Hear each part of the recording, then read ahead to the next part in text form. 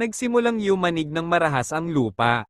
Gumuho ang lahat at napunit ang langit kasabay ng isang sigaw na yumanig sa mismong sanlibutan. Mula sa loob ng alikabok at apoy, isang nakakatakot na nilalang ang nabuo. Isang katawan na naglalaman ng mga kaluluwa ng lahat ng mga God of Destruction. Sa kalawakan, gulat na nanood ang magkakaibigan na pinoprotektahan ng aura ng misteryosong nilalang. Habang ang mga hanay ng mga anghel ay nakapalibot sa lugar upang maiwasan ang anumang panghihimasok at hinigpitan ang bantay hanggang sa mapatay si Goku. Sa gitna ng nagliliyab na impyerno, nakatayo ng matatag si Goku. Ang kanyang mga mata ay kumikinang sa gitna ng mga apoy. Kalmado ang kanyang ekspresyon na parang alam na niya ang huling kapalaran. Sa kalawakan, si Pan ay umiiyak ng matindi habang pinapanood ang lupa na nagiging abo. Habang si Gohan ay nahihirapang manatiling kalmado, ang kanyang nanginginig na boses ay nagsasabing, "Si Dad, ibabalik niya ang lahat. Sigurado ako." Itinaas ni Krillin ang kanyang ulo at sinabi ng may malungkot na katatagan, "Goku, hinintay namin ang sandaling ito. Gagawin niya ang lagi niyang ginagawa." Sa daigdig, ang mga ulap ng usok ay tumaas at muling nagliyab ang mga apoy. Ipinapakita ang nakakatakot na nilalang. Ang huling resulta ng pagsasanib ng lahat ng mga God of Destruction. Nakatayo si Goku sa gitna ng mga apoy, nakatitig sa kanya ng may lubos na katahimikan. Naisip niya sa sarili. Kaya, naabot na niya ang kanyang perpektong anyo. Mabigat ang mga yabag ng nilalang, bawat isa ay pinapatay ang apoy sa ilalim. Lumitaw ang mga gintong inskripsyon sa buong katawan nito. Nagniningning sa napakalaking kapangyarihan at isang may kumpiyansa at mapangutyang ngiti ang nabuo sa mukha nito. Lumapit ito hanggang sa harapin nito si Goku. Isang malalim na katahimikan ang bumalot. Tumigil ang hangin at ang oras mismo ay tumigil. Sa hanay ng mga anghel, isa sa kanila ang nag-isip ng may tono ng paghamon. Ito na ang iyong katapusan, Goku. Lalampasan ng nilalang na ito ang lahat ng iyong mga limitasyon. Sa wakas ay matutupad ang kalooban ng aming ama. Ngunit hindi lumingon si Goku at mariing sinabi, "Binigyan ko kayo ng pagkakataong mabuhay, ngunit pinili nyo ang kamatayan. Ang inyong katigasan ng ulo ay walang idudulot sa inyo kundi pagsisisi." Tumawa ng mapangutya ang nilalang at sinabing, "Ha ha ha ha. Isa ka lamang rebeldeng mortal. Ipinanganak ako mula sa pinagsamang kapangyarihan ng mga pinuno. At ngayon ay kokontrolin namin ang kalikasan mismo." Bigla itong sumugod ng napakabilis. At sumuntok ng napakalakas sa mukha ni Goku. Sumabog ang lupa sa ilalim nila. Ngunit nang mawala ang usok, nakatayo si Goku nang hindi natinag. Mahinahon niyang nahawakan ang kamao ng nilalang pagkatapos ay tumingala sa kanya at sinabing, "Mayroon ka pa bang ibang maidaragdag? Wala akong oras para sayangin sa'yo." Napangisi ang nilalang pagkatapos ay sumuntok muli gamit ang kabilang kamay patungo kay Goku.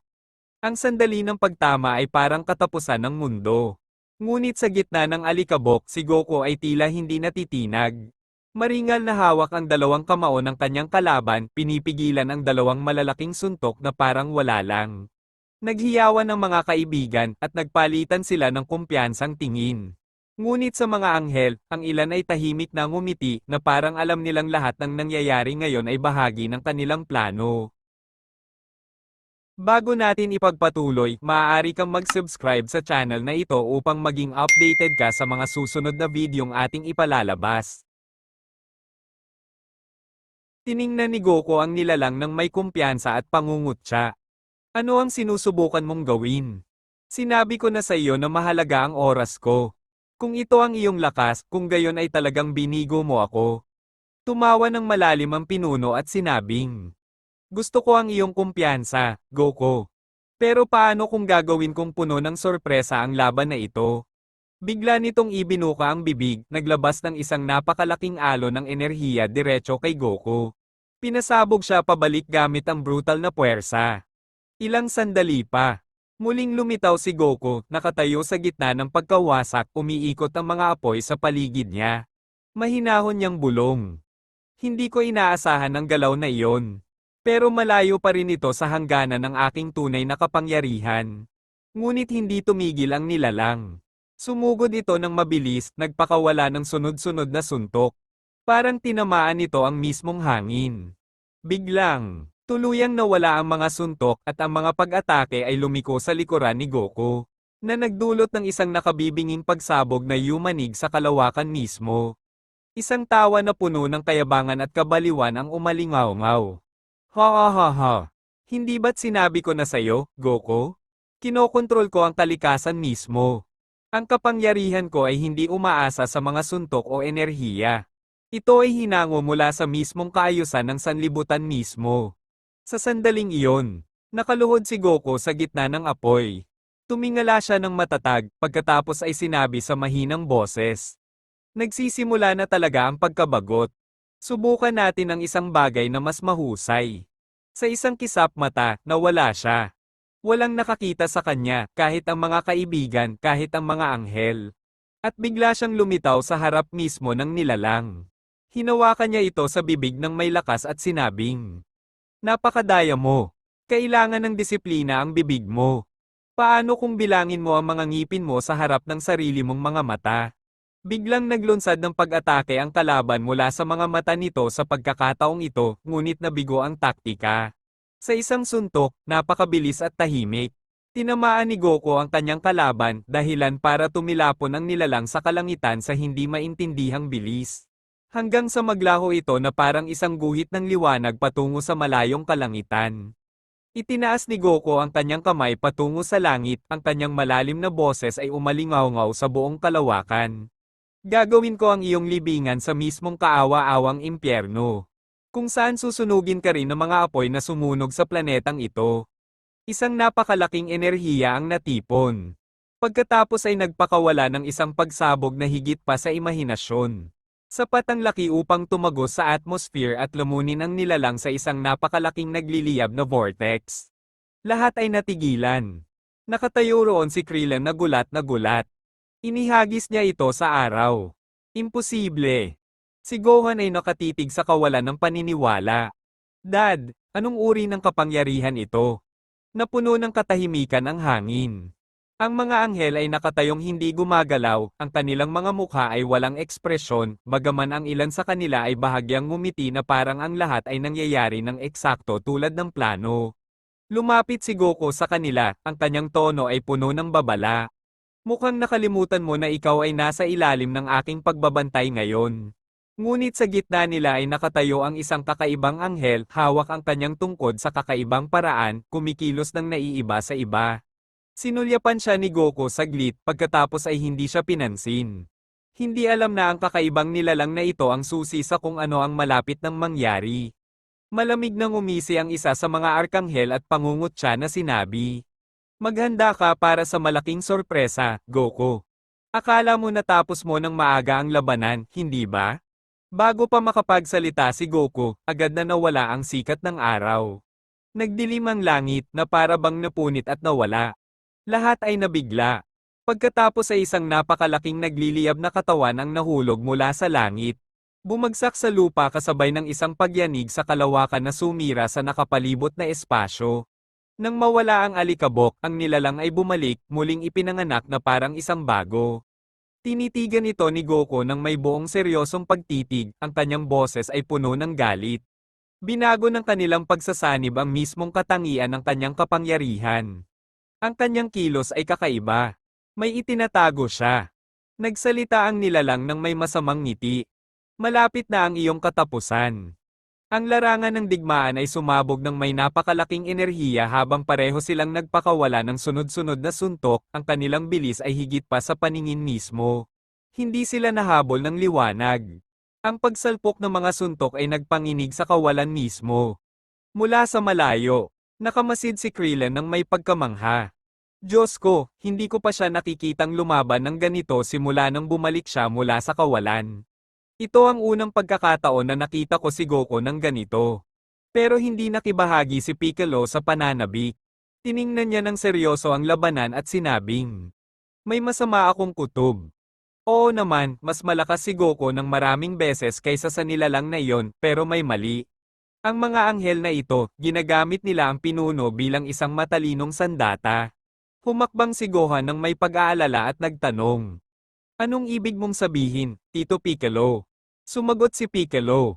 Ang nangyari sa araw ay hindi lamang isang natural na kaguluhan. Tila ang nilalang na iyon ay ginagawang kapangyarihan ang bawat pag-atake laban sa kanya na nagpapakain sa kanya. Bawat negatibong suntok mula kay Goku ay nagiging positibong puwersa pabor sa kanya. Kumalat ang pag-aalala sa mukha ng lahat. Pagkatapos ay biglang umalingaw-ngaw ang isang mahina ngunit nakakakilabot na boses. Tama na ang daldalan. Lumingon silang lahat at sandaling tumigil ang hangin. Nagpatuloy ang misteryosong pigira. Hindi pa nagsisimula ang tunay na panganib. Hindi ito isang labanan. Isa itong laro at ang katapusan nito ay mabubunyag sa pamamagitan ng aking kamay. Natahimik ng husto. Walang nangahas na tumugon. Lahat ay natigilan sa tono ng kanyang boses, sa kanyang katapangan at sa misteryong bumabalot sa kanyang pagkakakilanlan. Maging si Gohan ay bahagyang bumulong. Sino iyon? Sa sandaling iyon, bumalik ang eksena sa larangan ng digmaan. Nabalutan ng alikabok ang lugar. Pagkatapos ay lumitaw si Goku, dahan-dahang lumuhod. Ang kanyang mukha ay pagod na pagod, ang kanyang paghinga ay mabigat. May kung anong bagay tungkol sa nilalang na ito na hindi ko maintindihan. Ang kapangyarihan niya ay mas mahina kaysa sa akin. Pero ang katawan ko, pakiramdam ko ay automatikong kinukuha ang enerhiya ko mula sa akin. Ano ang nangyayari sa akin? Sabi niya. Nakatingin sa kanyang kalaban na nakatayo ng may lubos na kumpiyansa at nagsalita ng may katiyakan. Ipapakita ko ngayon sa iyo kung paano itinatali ng dilim ang huling liwanag nito. Sa paligid niya, ang mga vortex ng enerhiya ay nabuo sa mga nasusunog na kadena. Ang mga kadena ay lumabas sa bilis ng kidlat na bumabalot sa mga braso at binti ni Goku sa isang iglap. Nahulog ang kanyang kwintas at ang kanyang katawan ay bumagsak sa lupa ng may lakas. Sinubukan ni Goku na gumalaw, ngunit sa tuwing idinidiin niya ang kanyang mga kalamnan, ang mga kadena ay nagliliwanag at lalong nagningning na parang hinihigop nito ang kanyang lakas. Lumapit ang nilalang kay Goku, at lumaki ang dilim hanggang sa matakpan nito ang lahat na para bang ito ay pinapakain ng liwanag. Bulong ni Goku, pagod at kalmado. Naiintindihan ko na ngayon. Ang iyong mga pag-atake ay hindi basta-basta. Ang mga ito ay nilayon upang itanim ang iyong enerhiya mula sa simula. Huminto ang nilalang sa harap niya at dahan-dahang itinaas ang kamay patungo sa kanya, na determinadong ibigay ang huling suntok. Samantala, sa kaibuturan ng palasyo sa langit, isang tahimik na katahimikan ang naghari. Nakaupo ang priest habang hawak ang kanyang tasa, marahang nakangiti, at sinabing may bahid ng pangungutya. Hindi ko inaasahan na ang iyong katapusan, Goku, ay darating sa kamay ng imbensyon ng aking mga anak. Ang aking nilikha ang aking huling pag-asa, ngunit ang aking pagkakamali sa paglabas nito ng maaga ay naging dahilan upang hindi ako pansinin nito. Marahil ito ang kabayaran ng pagmamadali. Hindi pa kumpleto ang paggawa nito. Sandali siyang tumigil, pagkatapos ay tumingala sa itaas na may tusong mga mata na kumikinang. Gayunpaman, hindi mawawalan ng kabuluhan ang pag-iral nito. Pagkatapos mong bumagsak, Goku, kailangan kong punan ang mga bakanteng posisyon at piliin kung sino ang mamumuno sa mga bagong mundong isisilang mula sa iyong mga abo. Sa daigdig, katahimikan ang bumalot sa lahat. Matapos tuluyang maubos ang enerhiya ni Goku, nakatayo pa rin ang kanyang katawan, ngunit para siyang anino na nawalan ng kaluluwa. Ang kanyang mga mata ay naging ganap na itim. Ang kanyang buhok at damit ay naging isang nakamamatay na itim. At maging ang mga sagradong simbolo ng kanyang pagbabago ay naglaho sa kawalan. Parang nilamon siya ng kadiliman mismo. Itinaas ng kalabang nilalang ang kamay nito, handang ibigay ang huling suntok. Nanginig ang buong arena sa kapangyarihan nito. Ngunit biglang, isang maliwanag na liwanag ang sumabog mula sa kwintas na nakalatag sa lupa sa tabi ni Goku. Pinalibutan ng purong mainit na liwanag ang lugar at sandaling nabulag ang nilalang. Ang liwanag na iyon ay tumaas na parang sinulid mula sa kwintas at direktang nakakonekta sa noo ni Goku sa lugar ng simbolo na matagal ng sikreto ng kanyang kapangyarihan. Sa isang iglap, tumahimik ang lahat. Pumasok si Goku sa isang mapayapang puting ilusyonaryong mundo na parang huminto ang oras doon. Dahan-dahan niyang iminulat ang kanyang mga mata at nakita ang dalawang minamahal na mukha sa harap niya. Ang ina ni Zeno na may dalisay ng ngiti, at sa tabi niya, ang kanyang anak na si Goten ay bahagyang kumakaway sa kanya. Nagtatakang sabi ni Goku sa nagmamadaling boses. Goten, Alicia. Panaginip ba ito? Ngumiti ang ina ni Zeno at agad na nagsalita ng may lambing at lakas. Hindi ito panaginip, Goku. Kundi isang alingawngaw ng liwanag na hindi namamatay sa loob mo. Lumapit siya sa kanya at sinabing, "Nagkamali ka, Goku. Akala mo sapat na ang kapangyarihan lamang. Ang liwanag sa loob mo ay hindi nilikha sa katawan o sa enerhiya kundi sa kamalayan. Kapag naunawaan mo ito, walang sino man ang makakaagaw nito muli sa iyo. Ang kwintas na ibinigay ko sa iyo ay hindi nag-iimbak ng liwanag para sa iyo. Ipinapaalala nito sa iyo ang pinagmulan nito. At tandaan, ang liwanag ay hindi lumalaban sa dilim para talunin ito, kundi para ipaalala dito ang nakalimutan nito sa sarili nito."